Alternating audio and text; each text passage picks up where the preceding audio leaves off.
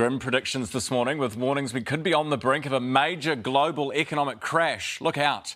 This could mean the worst global crisis since the 2008 recession. And for New Zealand, it'll hit our property market the hardest. The man behind these predictions is with me now, global economist Harry Dent. Harry, people said he was crazy, but he correctly predicted a number of things. The Japan bubble bust, the dot-com crash, the 2008 GFC. And here he is today with more predictions for us. Harry, good morning. Oh, hi, Ryan. Good to be here. Great to have you with us. Last time we spoke, it was 2020, mid-2020, and you said that we were going to head towards a 1930s-style crash, recession. Hasn't quite happened yet.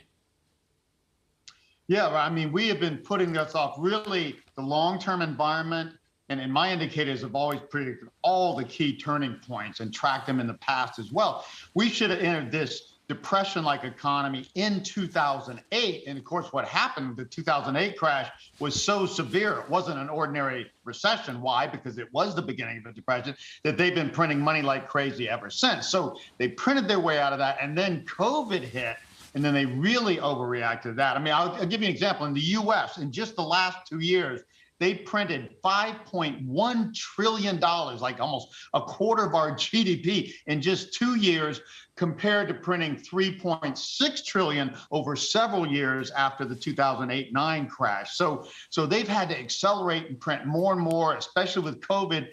And now that is wearing off. And I tell you, the indicators are saying the US may already be in a recession or about to start.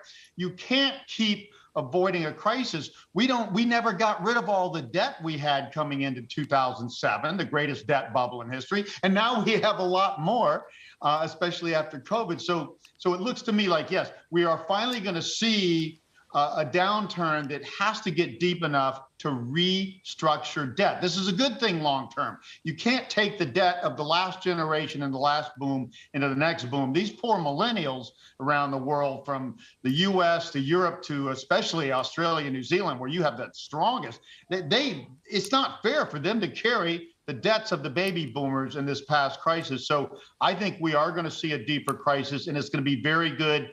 So all you have to do is, especially in New Zealand and Australia, where you have stronger demographics, just Harry, get through this, Harry, protect your assets, and reinvest about 2 years from now. You mean that a recession is good in a debt cleansing sense, right? Not that a recession is good for our health. No. It's like the common cold, people, it's one thing if you catch a flu, that's outside. A cold, most colds are cleansing your system every month or so. It is good. We have had recessions every decade, and they are good. This one is going to be more severe only because we put it off so long.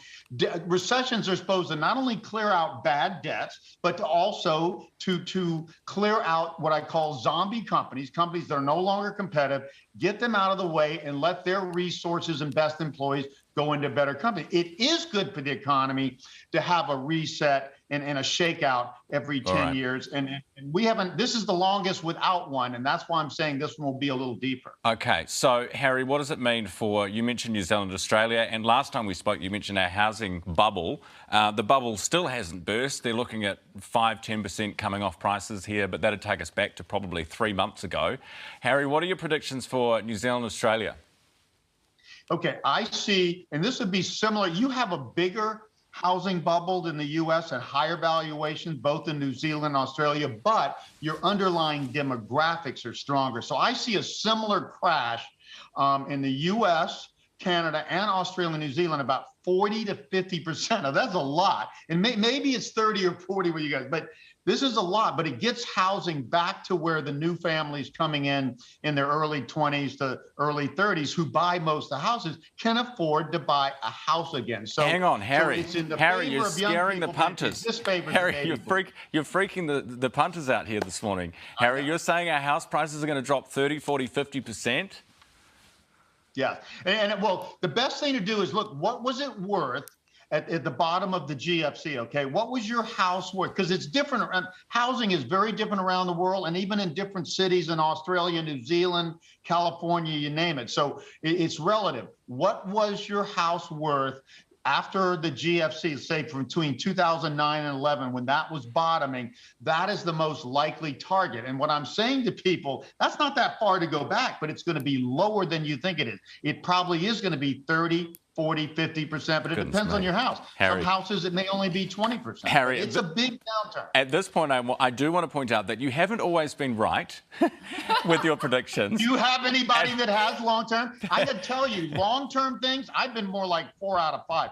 I've only been wrong for one reason. They printed trillions and trillions and trillions of dollars to prevent this. What I would say I've been right about, you asked the question, how come governments have had to print money year after year now for 13 years? They've never done that. Usually in a recession or a depression, you print for a few years and it's over. It's because the demographics have been so poor and they've had to make up for a weak economy. And now we've done that on steroids with COVID. You know, you can't just stop going to work, borrow to live for months on end and expect nothing's going to happen. Harry, I love your house to keep going up and stocks to keep going. The stock market is what's the most overvalued. The stocks should have gone down big time, and we should be just about to come out of a long sideways stock market into a healthy one again from 2023 or 24 into 37. But housing also avoided a major downturn, and more so, we had a bigger crash in the U.S. and the GFC, more so in Australia and New Zealand. So you guys